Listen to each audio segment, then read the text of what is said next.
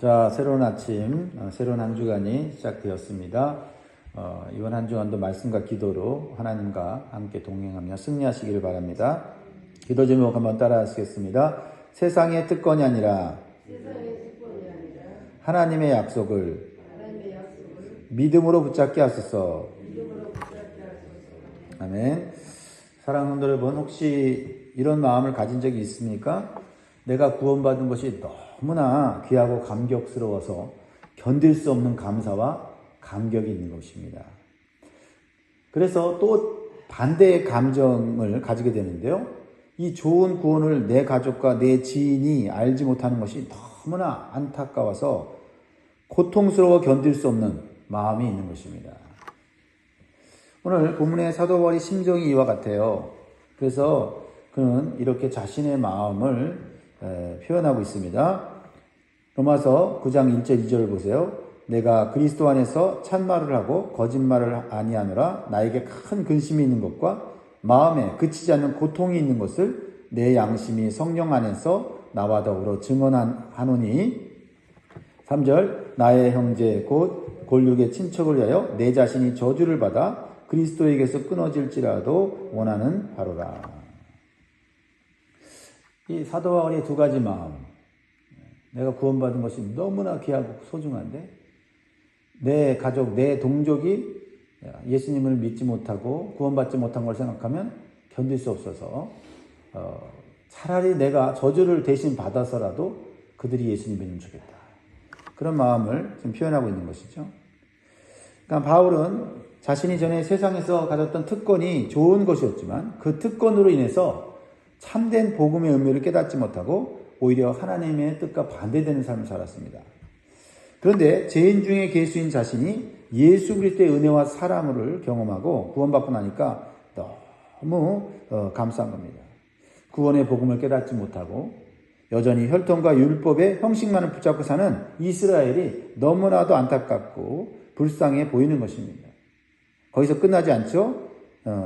주님께 내가 대신 저주를 받아서라도 내가 예수님께 끊어지는 한이 있더라도 저들이 구원받기를 원합니다. 라는 것이죠. 이것은 바로 십자가에서 우리를 대신해 죽은 예수님의 심정 아닙니까? 우리 가정 안에 아직 믿지 않는 가족을 위해 이러한 안타까운 마음으로 기도하는 눈물의 중보 기도가 있어야 될 줄 믿습니다. 직장과 이웃에서 복음을 거부하는 이들을 불쌍히 여기면서 안타깝게 여기면서 인내와 사랑도 품어야 될 줄 믿습니다. 내 인생의 목표가 내 성공이 아니라 누군가가 복음을 듣도록 하는 데 있음을 기억해야 합니다. 그것이 우리가 살아가는 이유가 되어야 할 것입니다. 사랑하는 성도 여러분, 우리는 신앙을 나 혼자만의 안락한 특권으로 여겨서는 안 됩니다. 나의 구원은 이미 안전하다 해서 멈추지 말고 아직 구원받지 못한 내 형제와 이웃을 위해 내가 무엇을 할 수 있는가를 날마다 물으면서 살아야 될 줄 믿습니다. 오늘 본 말씀이 우리에게 주는 영적인 교훈을 다시 한번 살펴보기를 원하는데요. 첫 번째는 신앙의 특권이 구원의 보증은 아니다라는 겁니다. 이스라엘 백성들, 유대인들은 하나님이 주는 특권을 받았습니다. 부인할 수 없는 사실이죠. 자, 그러나 그것이 그들을 구원하지는 않는다라는 거예요. 4절 5절을 봅니다. 그들은 이스라엘 사람이라 그들에게는 양자됨과 영광과 언약들과 율법을 세우신 것과 예외와 약속들이 있고 조상들도 그들의 것이요 육신으로 하면 그리스도가 그들에게서 나섰으니 그는 만물 위에 계셔서 세세의 찬양을 받으실 하나님이시니라. 아멘. 그러니까 이스라엘은 어떤 하나님의 축복과 은혜를 받았습니까? 먼저 선택받은 민족입니다. 그리고 언약과 율법을 받았습니다. 그리고 믿는 조상들과 그리스도의 계보라고 하는 아주 영광스러운 특권을 누렸습니다. 그러나 문제는 이 특권이 구원을 보장하지 않는다는 겁니다. 오늘 여기서 양자담이라고 하는 것은 하나님과 특별한 언약 관계를 맺은 민족이라고 하는 것을 의미하는 것입니다. 그 언약들 가운데는 아브라함과의 언약, 모세와의 언약, 다윗과의 언약이 있죠. 그러나 이러한 특권이 구원의 본질을 대체할 수 없다라는 겁니다. 교회 전통, 성경 지식, 가문의 신앙은 소중하지만 개인의 믿음의 결단이 없이는 결코 구원받을 수가 없습니다. 좋은 대학에 입학했다고 해서 자동으로 졸업하는 것이 아니지요. 교회 다닌다고 해서 자동으로 구원받는 것은 아니다라는 겁니다. 교회를 가까이 하고 교회를 다닌다는 것은 특권이에요. 그러나 그 특권이 구원을 보장하지 않습니다. 가정의 종교가 기독교라고 해서 자동으로 구원을 보장받지 않습니다. 부모의 신앙은 자녀에게 유산처럼 전달될 수 있지만 자녀가 스스로 믿음으로 붙잡지 않으면 결코 구원의 역사는 일어나지 않습니다. 나는 매일 나는 진정 하나님의 자녀인가를 점검하면서 살아야 될 줄 믿습니다. 교회 밖에서는 내가 신자라고 하는 명패보다는 내 삶의 신앙적 증거와 열매가 맺히는 것이 더 중요합니다. 그것이 내가 구원받은 증거고 또한 구원받은 증거로 다른 사람들에게 그리스도의 복음을 전할 수 있게 되는 것입니다. 사랑하는 성도 여러분, 외적 특권이 구원의 보증은 아니며 오직 그리스도를 믿음으로만 구원받는다는 사실을 다시 마음에 새기시기를 주의 이름으로 축복합니다.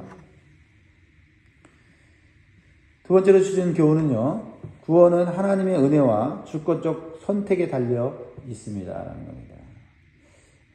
이스라엘 사람들은 자신들의 특권을 믿고 착각했습니다. 그들은 자신들이 아브라함의 자손과 혈통이기 때문에 무조건 구원받는다고 믿었습니다. 그러나 구원은 그 어떤 특권이나 세상적인 가치로 얻을 수가 없습니다. 6절, 7절, 8절을 보면 그것을 잘 말하고 있는데요. 그러나 하나님의 말씀이 폐하여진 것 같지 않도다. 이스라엘에게서 난 그들이 다 이스라엘이 아니요 또한 아브라함의 씨가 다 그의 자손이 아니라 오직 이삭으로부터 난 자라야 넷이라 불리리라 하셨으니 곧 육신의 자녀가 하나님의 자녀가 아니요 오직 약속의 자녀가 씨로 여기심을 받느니라.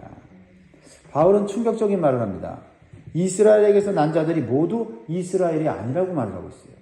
또한 아브라함의 씨가 다 그의 자손이 아니라고 말하고 있습니다. 이게 무엇을 의미하는 것입니까? 이 말씀은 단순히 혈통적인 이스라엘이 아니라 오직 믿음으로 난 이삭의 씨가 참된 이스라엘이라고 하는 것입니다. 다시 말하면 혈통이 아니라 믿음이 중요하다라는 것이에요. 그래서 유대인이나 이방인이나가 중요한 것이 아니라 오직 예수 믿는 자들이 영적인 이스라엘이고 참된 이스라엘이라는 것이에요. 결과적으로 아브라함의 자손인 유대인이라고 해서 저절로 구원받는 것이 아니라는 겁니다. 외적인 특권이 결코 구원으로 이루어지지 않는다라는 것입니다. 그래서 여러분, 이 성경에 나오는 이스라엘에 대한 해석을 잘 해야 돼요. 이스라엘에 대한 해석을 잘못하면 신앙이 잘못된 그러한 방향으로 나갈 수가 있어요. 이스라엘이 예수 그리스도를 믿지 않고 메시아를 인정하지 않음으로 인해서 하나님의 구원에서 벗어나지 않았습니까? 그런데 이스라엘이 저절로 구원받을 거다. 아닙니다. 이스라엘도 이방인도 다 믿음으로 예수 그리스도를 영접해야만 구원받는 거예요. 그래서 오늘날 이스라엘에 대해 잘못 해석하는 사람들이 이스라엘이 하는 것이 모두 다 옳다 이렇게 판단하게 되면 그것은 이 성경에 나오는 영적 이스라엘에 대한 개념을 올바로 알지 못하는 거예요. 구원은 인간의 노력과 조건을 배제하고 오직 은혜와 선택에 달려 있습니다. 따라서 성도는 교만할 수가 없고 오직 겸손과 감사로만 설 수 있는 것이에요. 직장에서 능력이 매우 부족함에도 불구하고 사장이 전혀 알 수 없는 뜻과 계획을 가지고 그 직원을 불러다가 중요한 자리에 올려 놓는다고 한다면 그것은 사장이 주는 은혜지요. 사장이 자신의 권한을 가지고 그 사람에게 은혜를 베푸는 것입니다. 그래서 우리의 구원은 우리의 능력이나 노력에 의한 것이 아니고 하나님의 은혜로운 선택 덕분이다라는 거예요. 그래서 로마서 9장 13절을 잘 이해해야 되는데 초신자들은 이해하기 어렵지만 읽어보겠습니다. 시작. 기록된 바 내가 야곱은 사랑하고 에서는 미워하였다 하심과 같으니라. 사랑과 미워하다는 이 히브리적 표현은요, 이거는 감정이 아니에요. 선택과 비선택을 말하고 있는 거예요. 하나님의 주권적 선택, 하나님의 섭리적 선택을 말하는 거예요. 야곱가에서는요, 똑같이 이삭의 아들로 태어났습니다. 그러나 하나님은 구속사의 계보를 위해서 야곱을 선택하시고 에서는 그 선택에서 제어하셨어요. 즉 하나님은 야곱을 통해 약속을 이어가시기로 한 것이지 에서를 인간적으로 미워한 것은 아니라는 거예요. 이 말씀은 누구는 미움받고 누구는 사랑받는다는 그런 무서운 말씀이 아닙니다. 구원은 인간의 능력이나 혈통이 아니라 전적으로 하나님의 은혜와 선택에 달려있다는 것을 가르쳐주는 영적 교훈이에요. 우리가 구원받는 것도 내가 잘난 것이 아니라 하나님이 나를 은혜로 불러줬기 때문입니다. 그것은 놀라운 신비예요. 우리는 알 수 없어요. 근데 내가 구원받았고 선택받았고 이렇게 신앙생활을 하고 있다면 이거는 너무나도 큰 축복을 받은 거예요. 너무나 큰 은혜를 받은 거예요. 그래서 우리는 자랑할 것이 없고 오직 감사로 하나님을 찬양하며 살아야 된다는 거죠. 시간이 흘러도 마찬가지예요. 시간이 흘러도 남들보다 은사를 많이 받아서 능력을 많이 받아서 하나님 앞에 교회에서 열심히 섬기는 자가 된다고 한다면 그것이 자랑거리가 아니다는 거예요. 그것도 하나님이 나 같은 연약한 자를 세우시고 은사를 주시고 능력을 주시고 응답을 주셔서 이렇게 섬기게 된 것, 이것도 놀라운 알 수 없는 이해할 수 없는 하나님의 사랑이라고 고백해야 한다는 것입니다. 믿는 가정에서 태어난 자녀들은 내가 믿음 안에 선 것은 부모의 힘이 아니라 전적인 하나님의 은혜인 것을 고백해야 돼요. 교회에서 직장에서 내가 특별히 뛰어나지 않아도 하나님께서 나를 은혜로 세우신 것을 기억하면서 성실하게 겸손하게 섬겨야 될 줄 믿습니다. 다시 한번 마음에 새기시면 좋겠어요. 우리의 구원은 전적인 하나님의 은혜입니다. 우리는 하나님의 기쁘신 뜻을 따라 선택받았습니다. 그러므로 자랑하지 말고 겸손히 감사하며 주님의 뜻에 따라 오늘도 사시기를 주의 이름으로 축복합니다. 세 번째로 주시는 교훈은요, 절망 속에서도 하나님의 약속은 반드시 성취된다라는 것을 보여주고 있죠. 자, 9절 말씀을 보면요, 어떤 일이 있습니까? 약속의 말씀은 이것이니 명년 이때에 내가 이르리니 사라에게 아들이 있으리라 하십니다. 이거는 인간으로는 불가능한 일이 하나님의 능력으로 되어지는 거죠. 하나님 약속하시면 그 약속을 이루실 만한 능력이 있으시다는 거죠. 아브라함의 아내 사라는 90세가 되어 늙고 부림이 되었습니다. 그러나 아들을 주시겠다는 하나님의 약속이 이루어져 이삭을 낳게 되었죠. 이 사라는요, 육신적으로는 아이를 낳을 수 없는 상태였습니다. 또한 이삭의 아내 리브가 역시 불가능한 상황에서 쌍둥이를 잉태했습니다. 이러한 사실과 기적은 구원이 인간의 능력이 아니라 하나님의 약속에 의해서 이루어진다는 사실을 상징하고 있는 것입니다. 그래서 약속이 중요해요. 성경 말씀 속에 있는 이 약속은 우리에게는 불가능해 보여도 하나님에게는 전혀 불가능한 것이 아니기 때문에 우리가 그 약속을 믿음으로 받아들이면 우리의 삶 가운데 놀라운 기적이 나타나는 줄 믿습니다. 그래서 우리 인간의 절망적인 상황은 오히려 하나님의 약속과 능력이 성취될 수 있는 좋은 무대가 된다라는 거죠. 그러니까 우리의 생각을 믿음으로 바꿔야 되죠.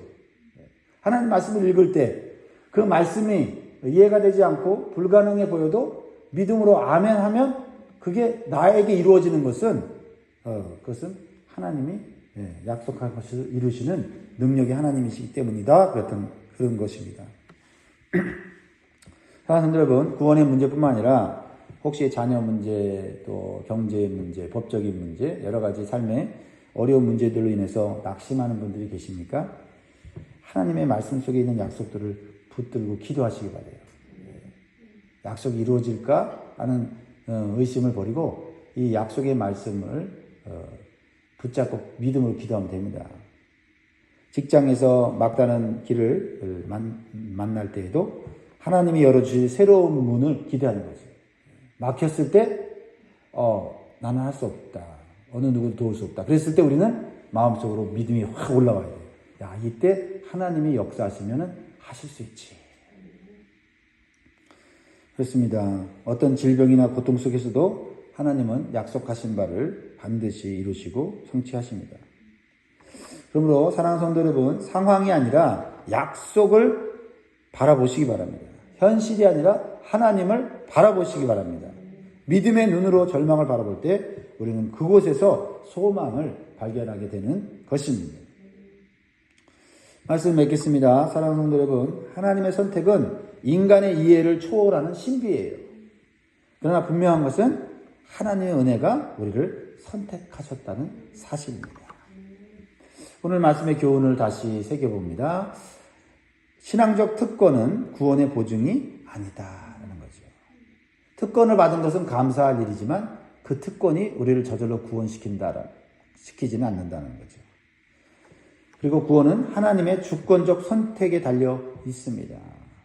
그래서 우리의 능력이나 우리의 어떤 은사가 우리의 구원의 조건, 또 우리가 어떤 신분이나 또 어떤 가문적 배경이 구원에 영향을 주지 않는다라는 거죠. 얼마나 감사합니까? 하나님께서 우리를 하나님의 기쁘신 뜻을 따라 예정하시고 선택하심으로 우리가 구원받았습니다. 무엇보다도 인간의 생각으로 절망적인 상황 속에서 하나님은 오히려 하나님의 능력과 구원을 이루시는 줄 믿습니다. 오늘 우리는 초대에 말씀드린 것 같이 이 놀라운 구원을 받고 깨달았으면 감사와 감격 속에 살아야 돼요. 반대로 또 우리의 감정이 어떤 감정이 있어야 됩니까? 구원받지 못한 가족, 이웃, 동족을 바라보며 안타까우며 고통 속에 우리는 부르짖어야 한다는 겁니다. 사랑하는 여러분, 바울의 눈물을 우리의 눈물로 삼기를 바랍니다. 그리고 우리의 기도가 영혼 구원을 위한 중보 기도로 바뀌어질 수 있기를 바랍니다. 그래서 오늘도 하나님 주신 구원의 은혜를 생각하면서 감사하고 찬송하고 힘있게 살아가시기를 주의 이름으로 축원드립니다. 기도하겠습니다.